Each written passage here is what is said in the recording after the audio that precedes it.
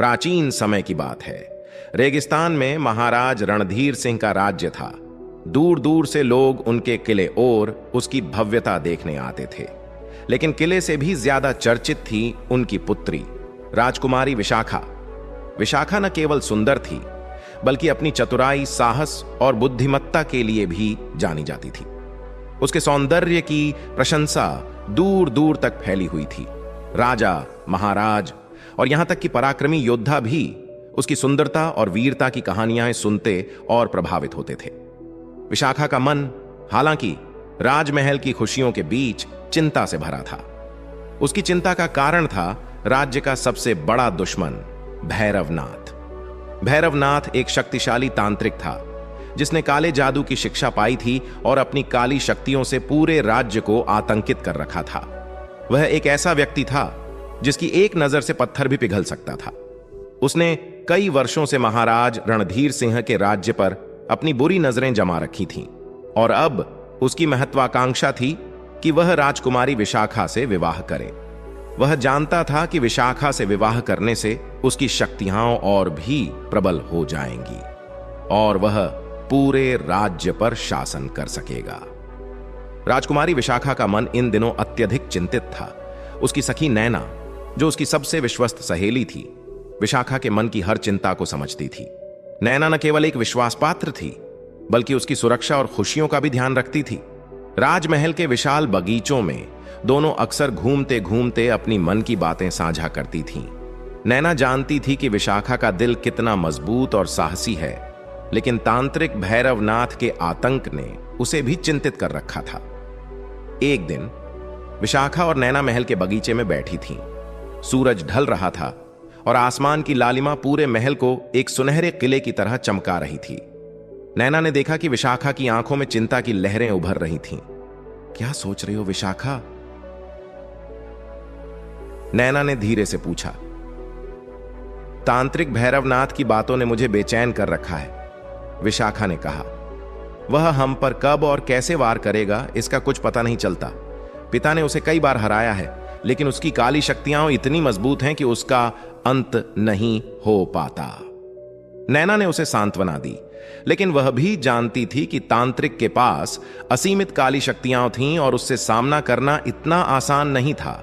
किले के पास ही एक छोटा सा गांव था, जहां एक साधारण लोहार रहता था। उस लोहार का बेटा था वीरभान। वीरभान बचपन से ही वीरता का प्रतीक रहा था। वह न केवल अपने पिता के साथ लोहार का काम करता था, बल्कि एक महान योद्धा भी बन गया था। उसकी बनाई तलवारें युद्ध के मैदान में सैनिकों की जान बचाती थीं और उसका साहस उसे गांव में बहुत सम्मान दिलाता था। वीरभान ने कभी राजकुमारी विशाखा को देखा नहीं था, लेकिन उसने उसकी वीरता और सुंदरता की कई कहानियां सुनी थीं।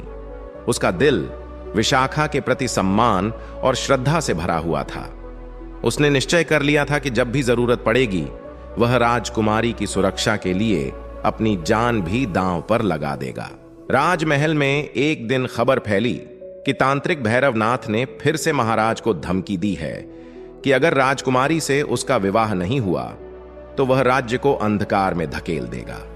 इस बात ने पूरे महल को हिला दिया और राजा ने राज्य के सभी वीरों को बुलाने का आदेश दिया। वीरभान भी उस सभा में उपस्थित हुआ और उसकी वीरता से प्रभावित होकर महाराज ने उसे राजकुमारी की सुरक्षा की जिम्मेदारी सौंपी। इसी बीच राज्य में एक और चर्चित नाम था, चंदू।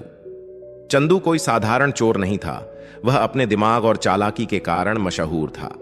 कहते हैं चंदू ने एक बार खुद महाराज के खजाने में घुसकर कुछ बेशकीमती वस्त्र चुरा लिए थे और किसी को इसकी भनक तक नहीं लगी थी। लेकिन चंदू को कभी सोने या गहनों की लालसा नहीं रही। उसे मजा आता था अपने दिमाग से खेल रचने में और फिर अपने शिकार को फंसाकर जीत हासिल करने में। जब चंदू ने सुना कि तांत्रिक भैरवनाथ राजमहल पर कुछ बड़ा खेल रचने वाला है, तो उसकी रुचि जाग गई। उसने सोचा, अगर तांत्रिक के खेल में मैं अपनी चालाकी से कुछ हासिल कर लूं, तो मेरी धाक और बढ़ जाएगी। उसने तुरंत अपनी योजना बनाई और गुप्त रूप से तांत्रिक के महल के आसपास की जानकारी जुटाने लगा। उसे पता चला कि राजकुमारी विशाखा, वीरभान और कई अन्य योद्धा तांत्रिक से लड़ने की तैयारी कर रहे हैं। चंदू ने तय किया कि वह इस खेल में अपनी भूमिका निभाएगा, लेकिन अपनी शर्तों पर। एक रात जब पूरा राज्य गहरी नींद में था, भैरवनाथ ने अपनी काली शक्तियों से राजमहल पर हमला करने की योजना बनाई। उसकी योजना बहुत खतरनाक थी। वह राजकुमारी को जादू से कैद कर लेना चाहता था और महाराज रणधीर सिंह को अपने घुटनों पर झुकने के लिए मजबूर करना चाहता था। उसी रात नैना ने गुप्त रूप से भैरवनाथ की योजना के बारे में सुना और तुरंत राजकुमारी विशाखा को बताया। विशाखा ने वीरभान को बुलाया और उसे अपनी योजना समझाई। हमें तांत्रिक के महल पर ही हमला करना होगा, विशाखा ने कहा। अगर हम उसे यहां आने देंगे तो वह हमें अपनी काली शक्तियों से आसानी से हर देगा। वीरभान ने सहमति जताई और दोनों ने अपनी रणनीति तैयार की। इसी बीच चंदू भी अपने गुप्त तरीके से तैयारियों में जुटा हुआ था। वह जानता था कि उसे दोनों पक्षों को अपनी चालाकी से नियंत्रित करना होगा। अगली अमावस्या की रात आई। यह वही रात थी जब भैरवनाथ ने अपनी काली शक्तियों से हमला करने की योजना बनाई थी। विशाखा ने वीरभान और चंदू को गुप्त रूप से बुलाया और उन्हें अपनी योजना समझाई। तीनों ने तय किया कि वे अलग अलग रास्तों से तांत्रिक के महल की ओर बढ़ेंगे और उसे वहीं पर रोकने की कोशिश करेंगे। विशाखा ने अपने हाथ में तलवार ली, वीरभान ने अपनी ढाल और तलवार संभाली और चंदू ने अपनी चालाकियों से भरे जाल को तैयार कर लिया। जब वे तांत्रिक के महल पहुंचे तो भैरवनाथ पहले से ही उनकी प्रतीक्षा कर रहा था।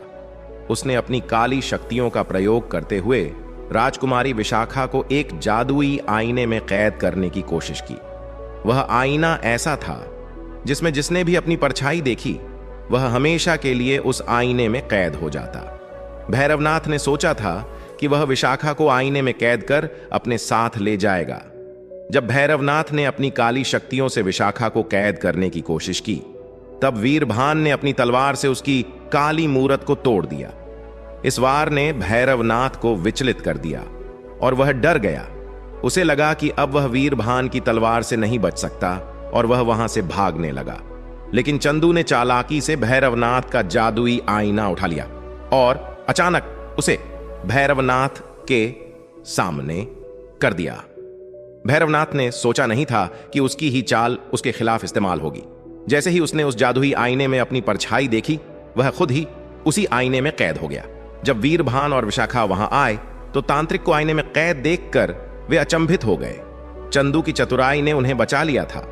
विशाखा और वीरभान ने चंदू की प्रशंसा की और उसे धन्यवाद दिया। अगले दिन सुबह राजा के दरबार में एक बड़ा जमावड़ा हुआ। राजकुमारी विशाखा, वीरभान और चंदू तीनों जादुई आईने के साथ दरबार में उपस्थित हुए। जब महाराज रणधीर सिंह ने उस आईने में कैद भैरवनाथ को देखा तो उन्हें बहुत आश्चर्य हुआ। भैरवनाथ कोई साधारण तांत्रिक नहीं था। असल में वह महाराज रणधीर सिंह के पुराने सेनापति का भाई था। कई वर्षों पहले सेनापति की मृत्यु हो गई थी और उसके भाई ने इस बात को लेकर महाराज से बदला लेने की ठान ली थी। दोस्तों, कहानी कैसी लगी कमेंट करके जरूर बताएं और वीडियो को लाइक और चैनल को सब्सक्राइब करके बेल आइकन पर प्रेस कर लीजिए, जिससे आप प्राचीन कथाओं और कहानियों से जुड़े रहे।